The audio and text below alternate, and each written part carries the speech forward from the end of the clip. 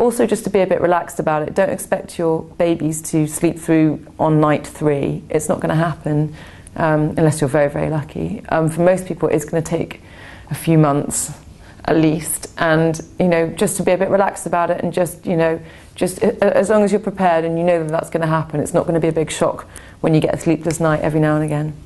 When you first have your child, a lot of the literature and lots of people will say the same thing to you. It's usually one or the other. Go with the flow and do what the baby does, or put in place a routine almost from the get-go that means that baby understands. I learnt the hard way.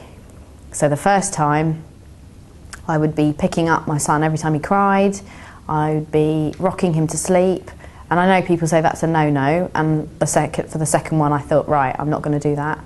He would be fed, and when he was content and he'd had enough milk, he'd be put down awake. And when he was put down awake, he would drop himself off to sleep after a bit. And it does take a little while, but once they've got used to getting themselves to sleep, they get into the routine of, that's the time I'm going to sleep, and they drop off themselves, and that's what I did. And he's still a better sleeper than the first one.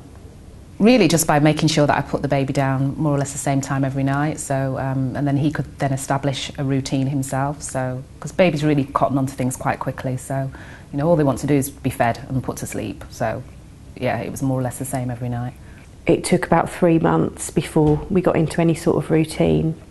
And just as you get into a routine, it changes. You think you've cracked it, and then something else happens. So again, it was about not comparing yourself to other people, just finding your own rhythm, finding your own way with your own baby, and trying not to stress out about it, because eventually things do fall into place.